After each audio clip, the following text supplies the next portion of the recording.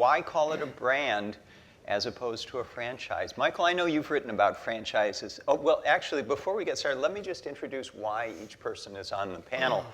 In particular, the bios are in the programs that you have, but Warren Littlefield was president at creation of the Law & Order brand. He was a programming executive who worked with Brandon Tartikoff when the mothership was first green-lighted. And Warren later, excuse me, from 1991 to 2000 was head of the entertainment division at NBC. So he saw many of the important developments in the series and ultimately the brand.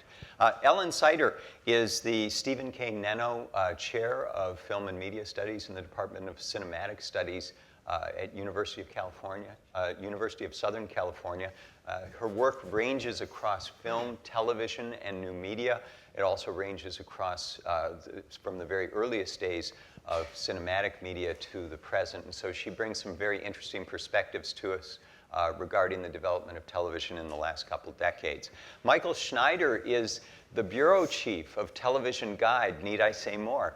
He's in charge of breaking news and feature coverage.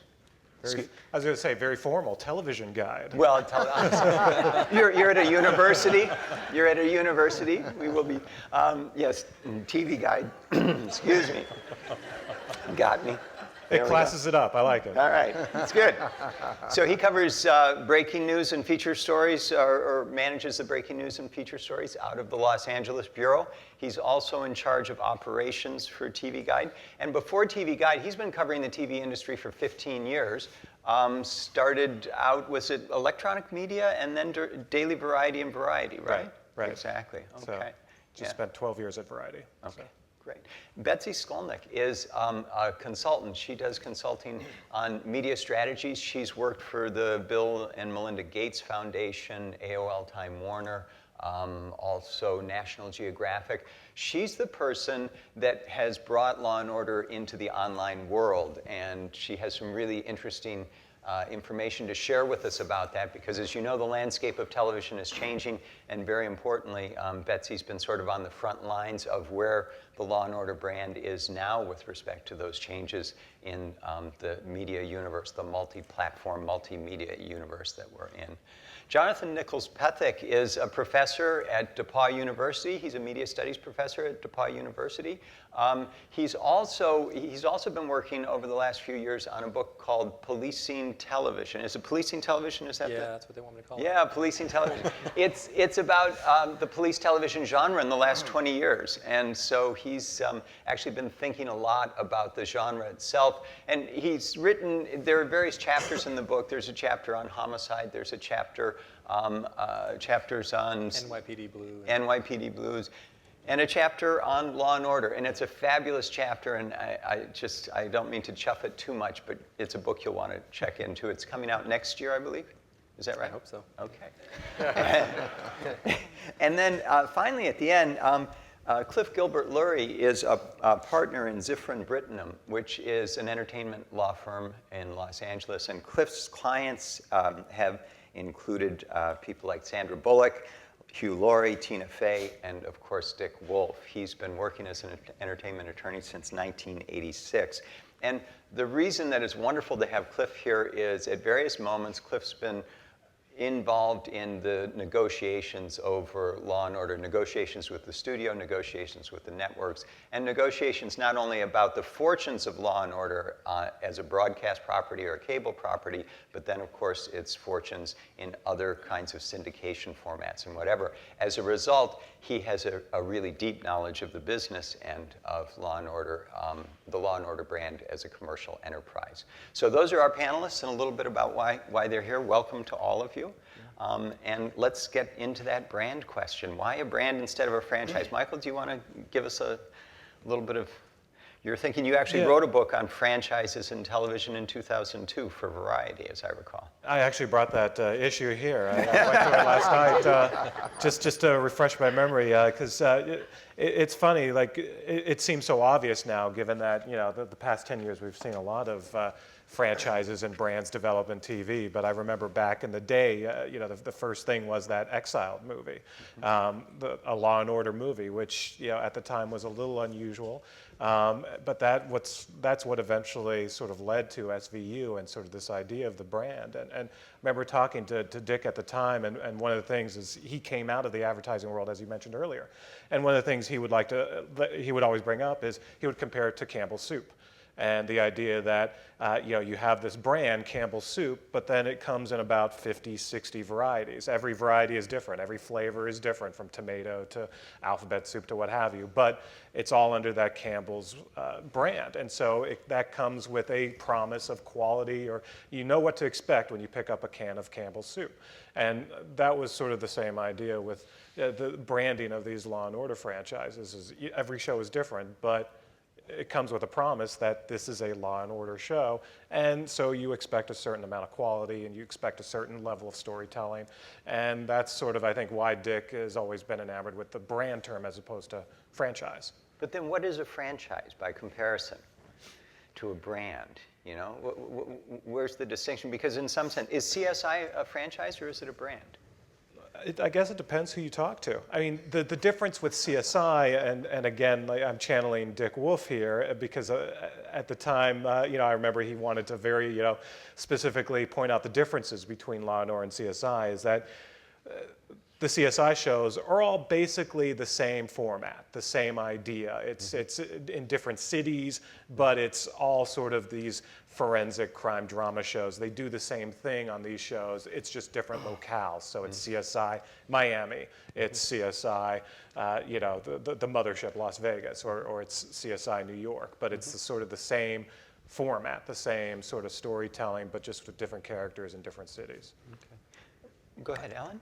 I think one of the most interesting things about Law and Order, just coming from the perspective of teaching at a film school where we are advising students who are setting out to, write that pilot television script that would be a big success. And if one of my students came to me with a pilot script and called it Law and Order and had big ambitions to make lots of money and do really well and be on television for 20 years, I might say, why don't you try to protect all the rights that you might have? And so don't use a term like Law and Order, which, if you think about the last 20 years, what's fascinating is that it's moved from a very generic title, one that you could not trademark, for example.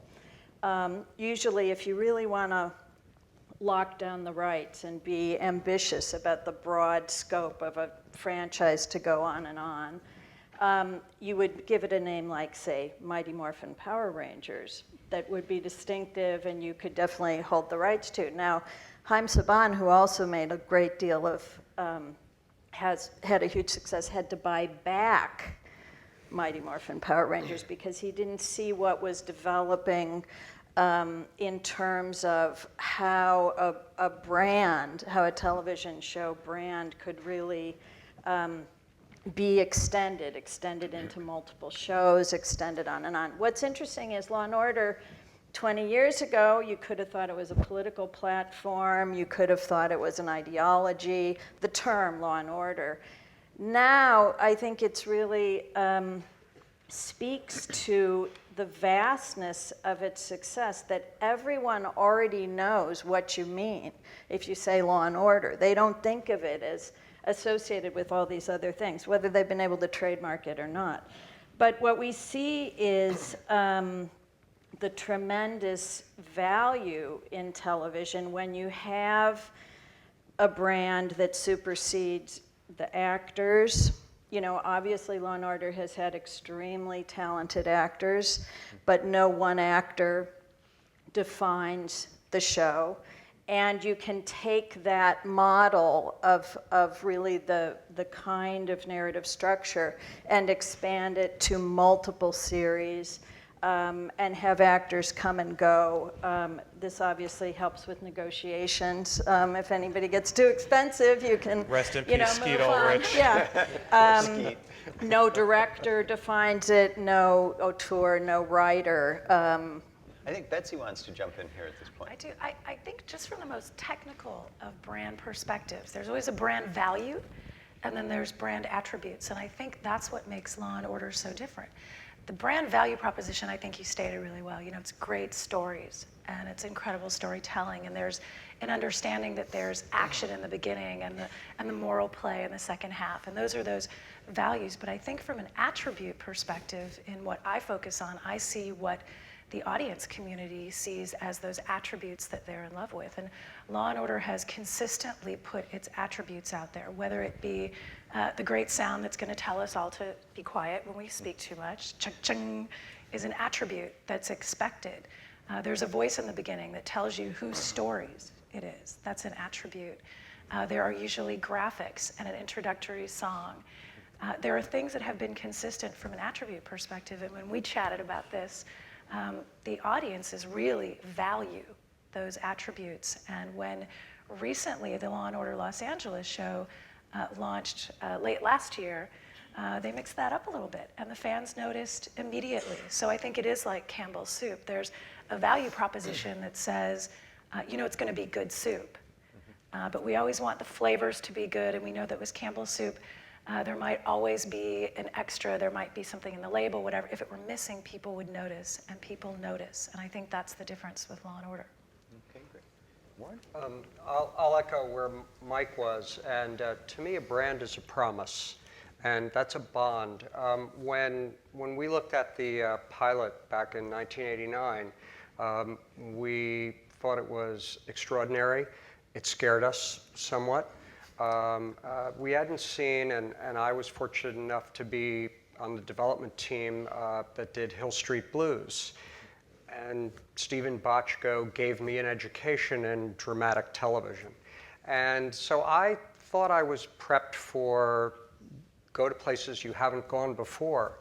And Law & Order, that pilot, that was developed for CBS, and it was gritty, it was real, it was crime and punishment.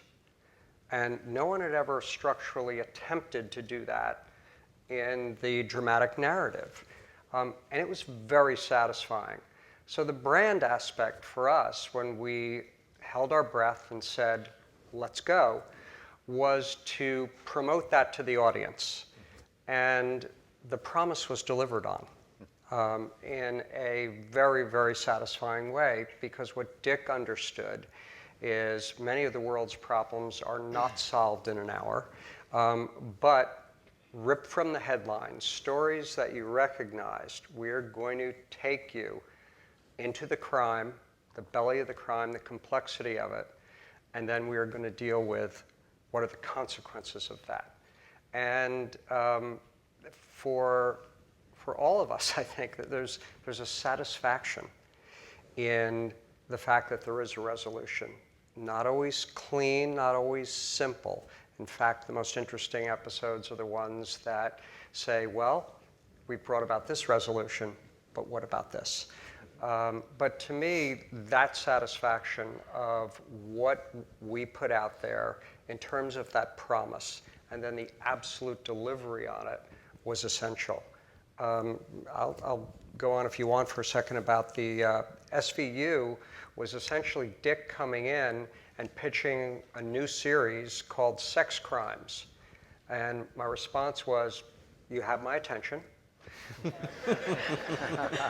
and Dick passionately talked about the kinds of horrible crimes that are dominated by this nature of sexual predators. And of course, Dick told a very, very compelling story. And my response was, I can't get an advertiser for that. We're network broadcasting. We live on advertising dollars. We've gotten a little bit killed on pedophile priests and some of the other subject matter that you've done in Law & Order. I think the only way we can wrap our arms around the development of that idea is to use the Law & Order brand. Use Law & Order and make it a spin-off of that show. And Dick thought that was really interesting, and within a few hours, said, I can do that. And it was really a way to take that promise and, for me, looking at it economically, saying, how am I going to navigate that with advertisers? Of course, SVU was a safer way to go ultimately, and I was gone by the time it was on the air. But that was a much safer approach than sex crimes. But that's really where the brand was born.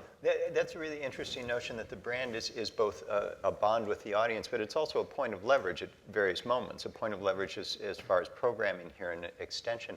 Cliff, you probably use the brand somewhat in some of the negotiating that you do around the Law and Order brand. How does it affect the negotiation process? What's the value of having a brand? Well, I was thinking as we were hearing these very articulate, really, I think, well thought out responses. First I was relieved you didn't ask me the question to just, I could not possibly attack it from an academic perspective of what the difference is between a brand and a franchise.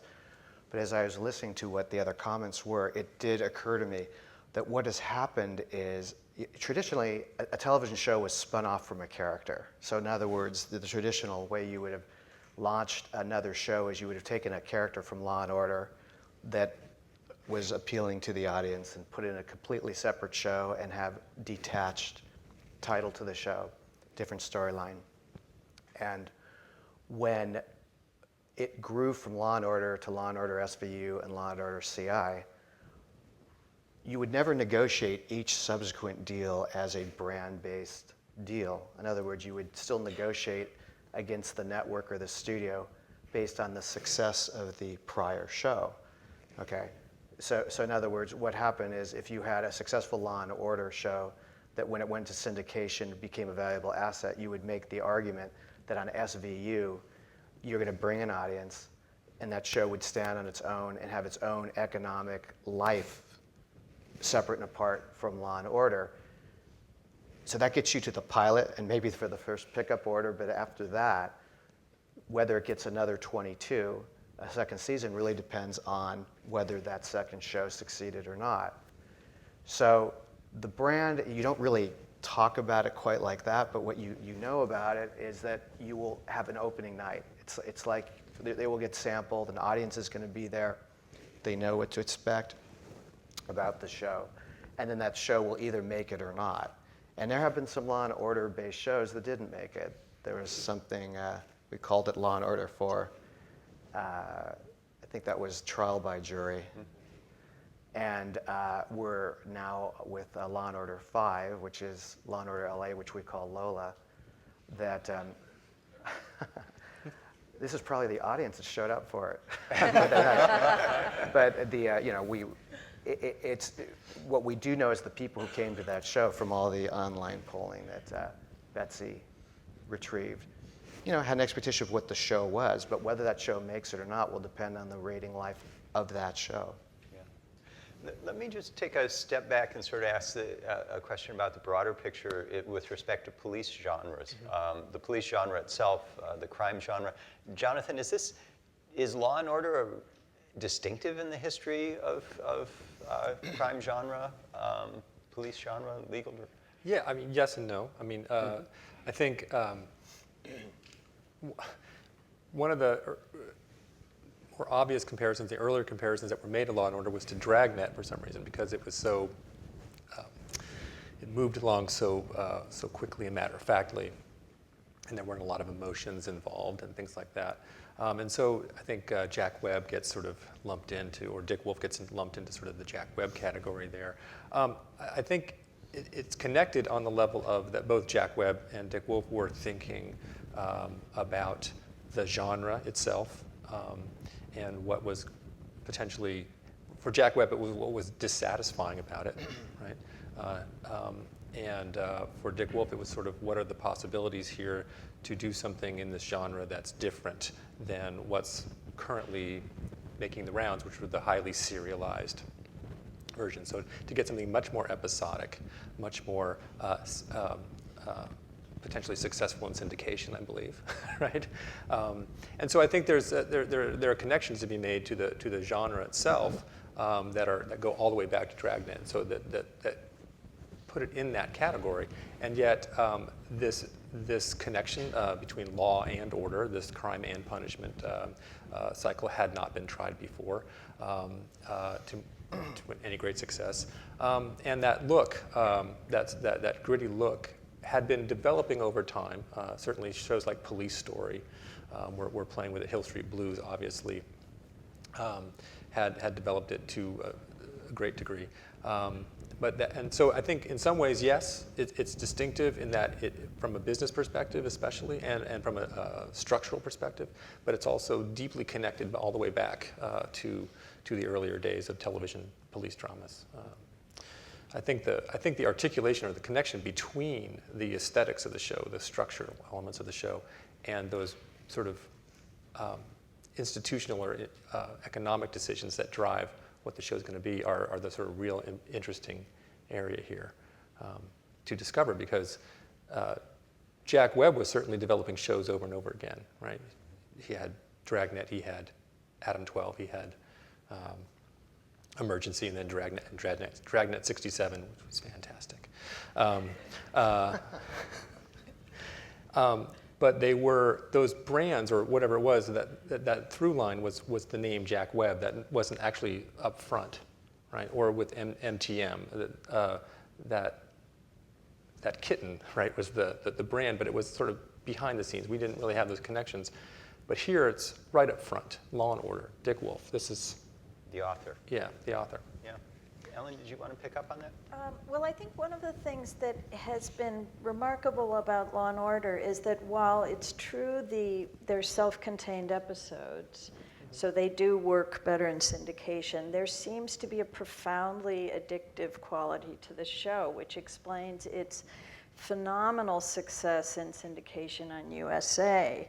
And I know that then the other thing that's interesting about it then is I know college students everywhere like to stay home and watch Law and Order all day long instead of going to their classes. And somehow it has this addictive quality, even though, you know, you'd hope they could watch an hour and still make it to maybe their second class of the day. But instead, once they get going, they can't stop. You know, so there is something uniquely satisfying about the narrative structure and the performances that also leaves them wanting more, even though there's no specific narrative enigma. There's heroin in the show. I mean, I think there's an interesting connection there between, again, the sort of structure, the aesthetics of the show, and then the locations in which you find the show. I mean, this is something that would be impossible 30 years ago, right? Now you can have A&E or TNT or USA run a marathon where you have 20 episodes going in a row, and the way that they structure those without those commercial breaks between the end and the beginning, right? That you go right into one, and so With there's the this cold way of open, yeah. yeah. Right, and don't forget, guys, I mean, it was the success of that sort of revitalized the whole off-net hour-long marketplace, and also, in a way, seeded these networks that allowed USA to eventually get into original programming, Turner to get into original programming, and A&E. So this one show, this one brand was able to sort of kickstart the entire original programming juggernaut that USA and Turner now enjoy. Exactly. I watch those conversations that the college students have during the day. And the amazing thing is that they're very similar to the conversations that maybe the adults have at night, not during school. And what seems to be addictive, again, is all the things everybody's talked about. It's the stories. It's the promise of the stories. They debate the stories, the resolution of the stories. And if you're someone in the conversation that's never seen Law & Order before, someone else in that conversation online tells you about a different episode, and will even tell you when that episode is going to run in rerun, so you can see that too, and they'll come back and talk about it. So it's the stories that keep people addicted. Yeah, absolutely. But the stories ultimately have to play out into a commercial enterprise. And one of the things that's so interesting about this moment, I think, is the fact that it's such uncertain waters for the television drama right now. And yet, if we go back to the early years of Law and Order, it was, when this series was being pitched, it was a very uncertain moment as well. And I thought maybe we could go back and think about where Law and Order came from, just those very early moments. What was going on in television in the late 80s, early 90s? It was a tough time to be pitching a one-hour drama, Warren. Well, because of Marcy Carsey, comedy had exploded, and comedy was ruling the airwaves in a lot of ways. I think that the episodic nature of a procedural was lost for there were big soap operas, and soaps are wonderful, but there's a curse and a blessing to a soap. The curse of a soap is if you're not in, you feel excluded if you're not in from the very beginning. Once you are in, yes, they're very good at keeping you hooked there. But as the world offered more and more choices in each and every home of television channels and many, many more shows, as cable started to go into more original programming, as the world got more choices, I think one of the genius moves that Dick had was, I'm going to offer a show where you can come in for an episode, and if you miss it the next week, you'll be able to go in again. One of the things we found that the first couple of years on air for Law and Order were modest. And it really was the first cable sale of the show where we had a cable network that was pounding, pounding, pounding. That mic post music, advertising and promotion, they were launching something that they just got their hands on. Well, that amount of advertising and promotion devoted to the franchise really helped us at the network, because we would go, hey, here, we got the originals over here. and what we found is that cable was helping feed exactly what we were offering every week on an original basis. And more audience members who, let's face it, we have choices in our lives. They hadn't found the show. They hadn't discovered it. They hadn't yet had that addiction. And when they did, they had another place, and they came back to the network. And then when we landed it on and parked it Wednesday night at 10 o'clock, that's when the habit really, in addition to the cable exposure, that's when the habit locked in. I had one huge moment of fear when Bochco was developing cop rock. And there was insane buzz over what cop rock was going to be. And I had to set the schedule, and I really wanted to keep Law and Order at 10 o'clock on Wednesday. And I called up a friend who worked at Fox, and I said, okay, schedule's got to be locked tomorrow. I need to see Cop Rock. And it's like, I don't know if I can do that. And I said, call me back. So I got a message, was your mailbox at midnight. I was like, okay. Went out, midnight, went into my mailbox, and there was a cassette. I went into my home office, I put it in, and the opening of Cop Rock was spectacular. Yeah, it was powerful, and the music was pulsing, and the gangs rioting, and the cops coming in and battering ram, and I was like, oh shit, I'm dead. What am I gonna do? And then, at the first act break, they broke into an aria, and this like chunky, overweight, not particularly interesting guy was singing about the loss of his life, and I just dropped to my knees and went, thank God, this is horrible. And so I got up the next day, went into work, and I said, Wednesday at 10, Law and Order, we're locked. This Cop Rock is not going to work. But I think one thing that's key to the success of the brand, and that is very much part of the expectation of audiences as well as the addiction. 20 years ago, television, things were rocky, and in the intervening years, we've of course seen the rise of reality television. So what is really one of the key elements, and Jimmy Fallon actually, and the Emmys this year, you know, he did this tribute song to the end of Law and Order, when one of the lines in the song was, every New York actor with a SAG card, you know, appeared on the show. But that is a very important part of it, in that it showcased this vast store of East Coast-based, you know, some West Coast-based, but East Coast actors. And so this expectation that you would see somebody in a different kind of role as a victim or a witness or a perp or, you know, whatever. New York shows were all shot in LA. Yeah, Yeah. yeah. So, I mean, that is kind of, and I think that's one of the reasons why people can watch the episodes repeatedly, is that they are really studying these performances, often by, I mean, as you saw in the sizzle reel, often by very distinguished actors. So it's interesting to see remind yourself what they looked like 15 years ago. And Cliff, did you have something? Yeah, if we relate this back, the broader question to the story that Warren just told you, Law and Order was not a runaway success when it first launched. In fact, it came out of a failed pilot at CBS that NBC picked up.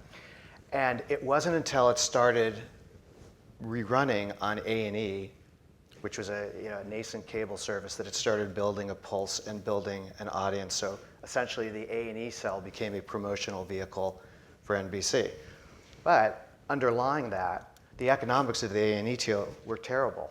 Okay? At that time, A&E was paying $150,000 an episode for Law and Order. That's not a very good business model when you look at the license fee NBC was paying for what was then still a fairly expensive show.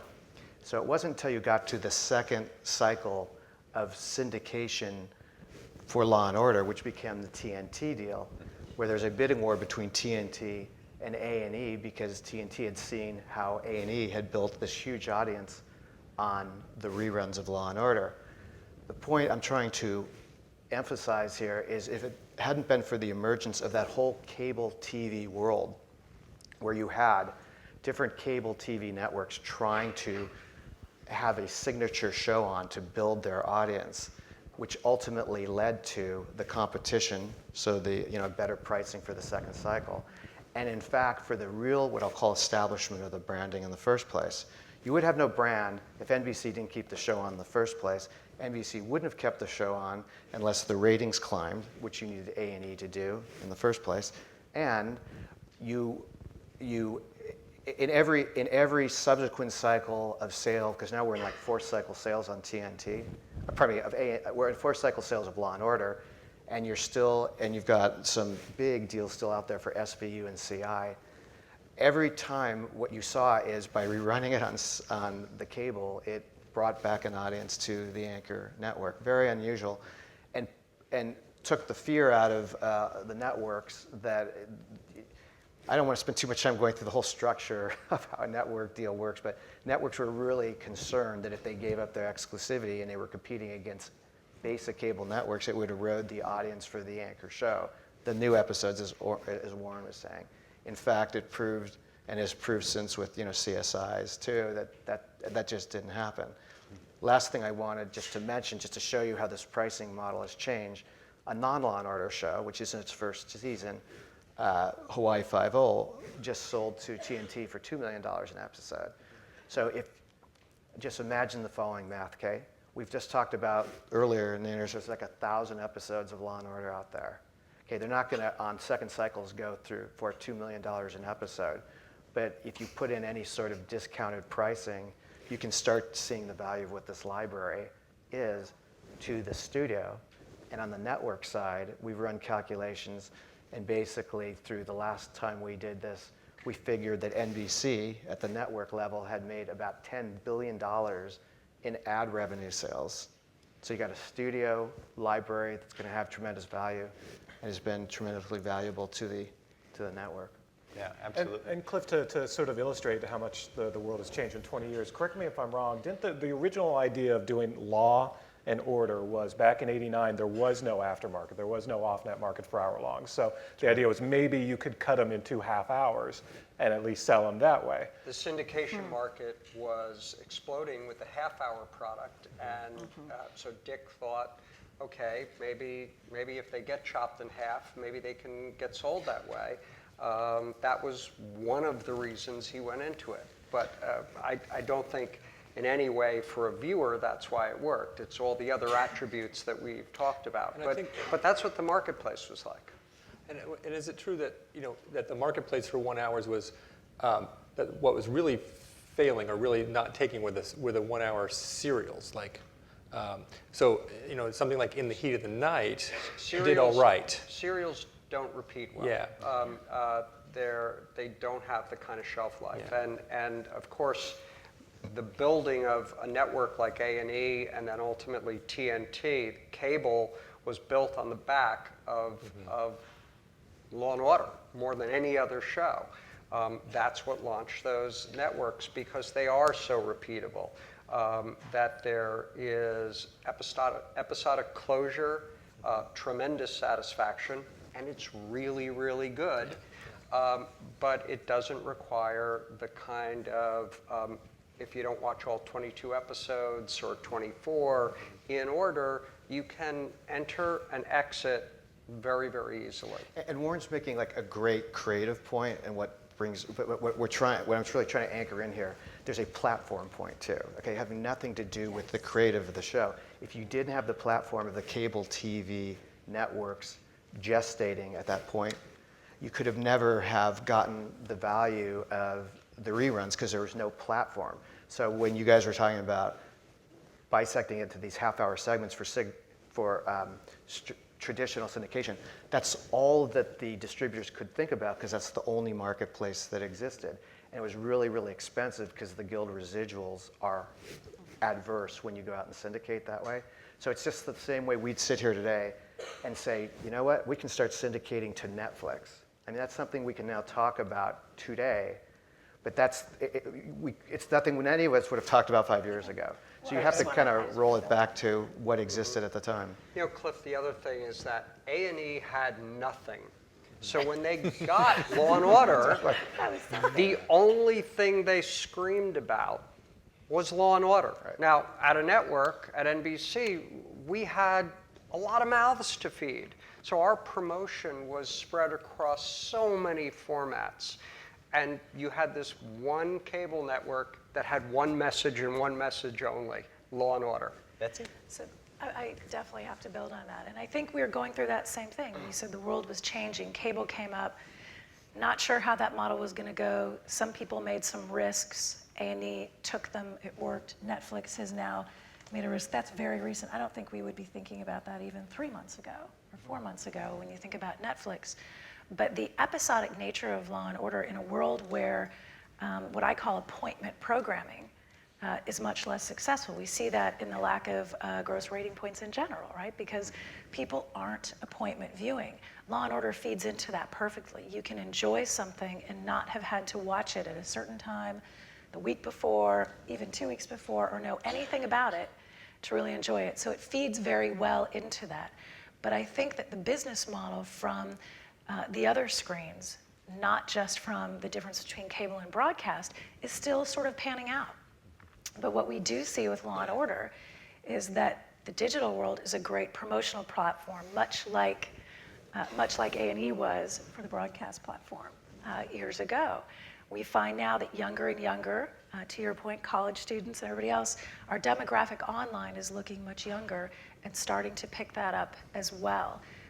Last week, for the premiere of a new episode on air of Law and Order Los Angeles, Law and Order trended on Twitter for almost 8 hours globally.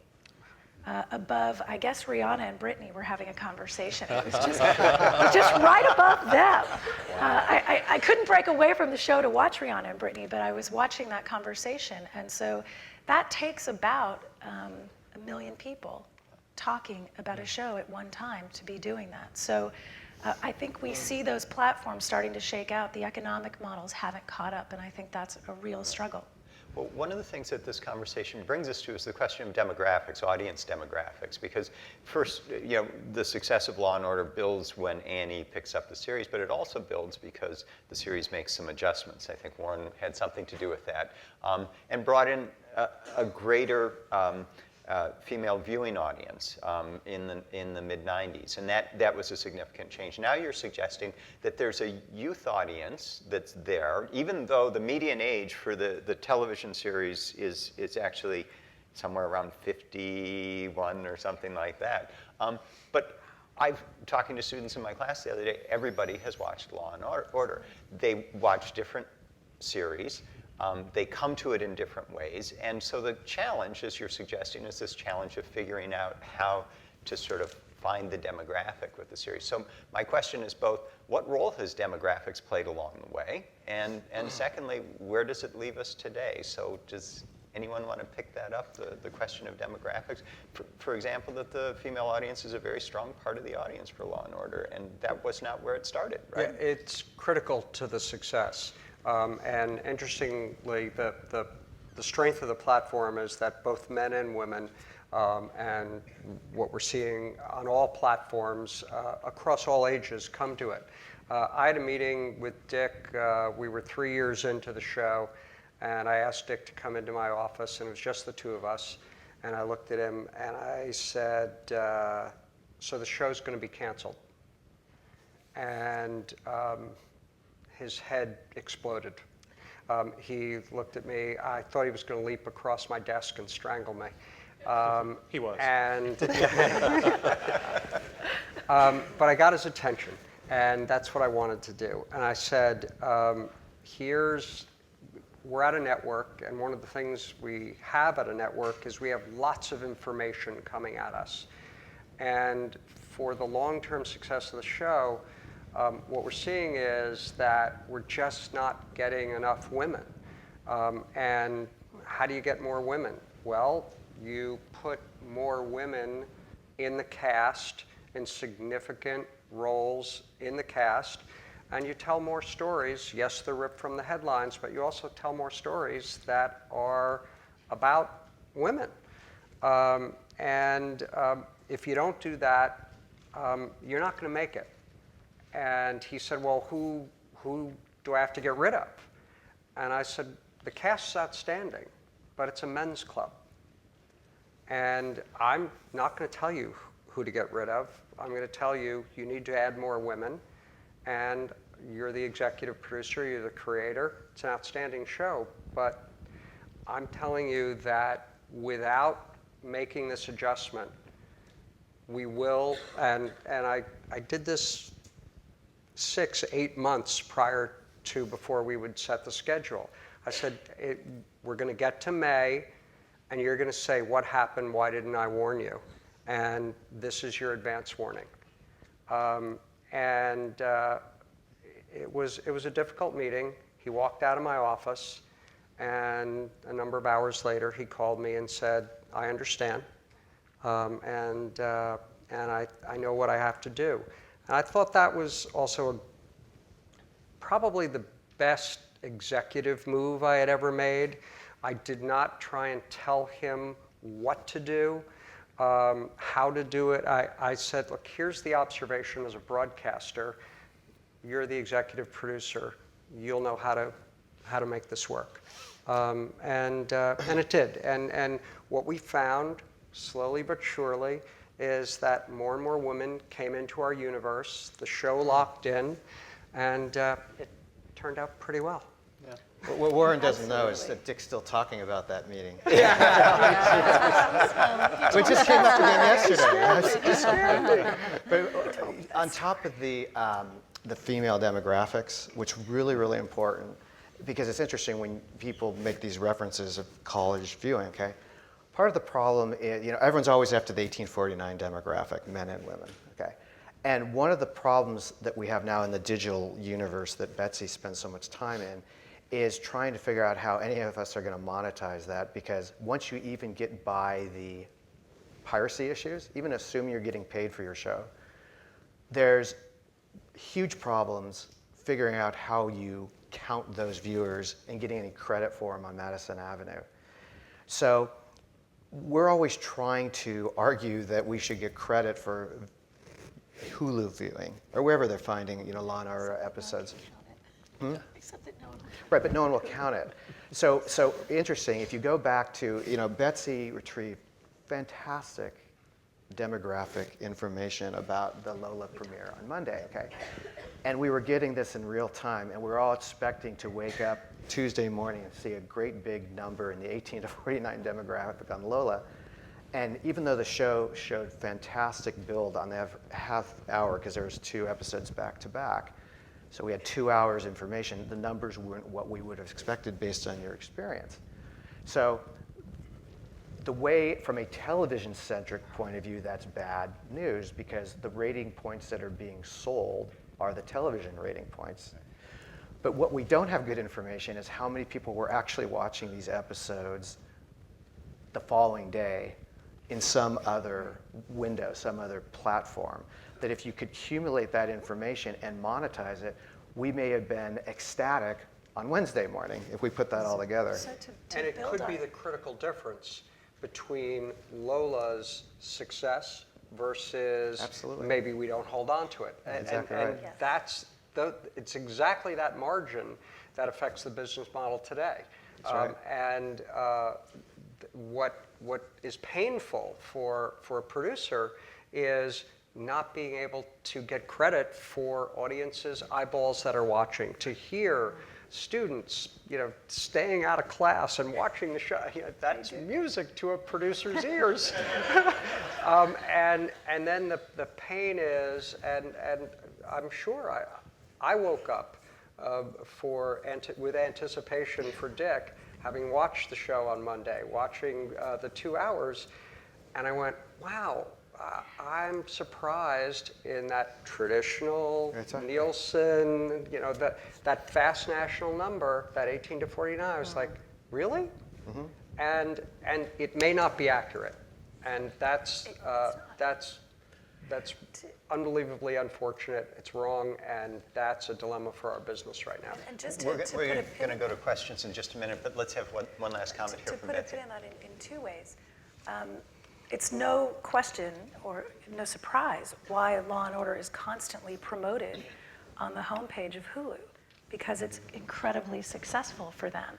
I talked to the head of iTunes out of curiosity, and I said, why do we not sell as much Law and Order as other shows on iTunes? And he said, funny thing is it's searched for constantly. People search for it, and then they go watch it for free somewhere else, and it's not all counted, to Cliff's point. And so there are advertising dollars and rating points that just aren't going to all of the right places or aren't aggregating in a traditional way, and that's a real struggle. But from the demographic perspective, one of the panelists you'll hear from later, Charlie Engel, when I first started working on the show, he provided me this immense amount of demographic data that I shared with you and Dick so that I could learn about it. And so you must have done an amazing job of helping Dick balance the demographics, because the demographics of all what I call sort of the flavors of the brand are very, very equally separated with men and women, a really strong mix of minorities as well.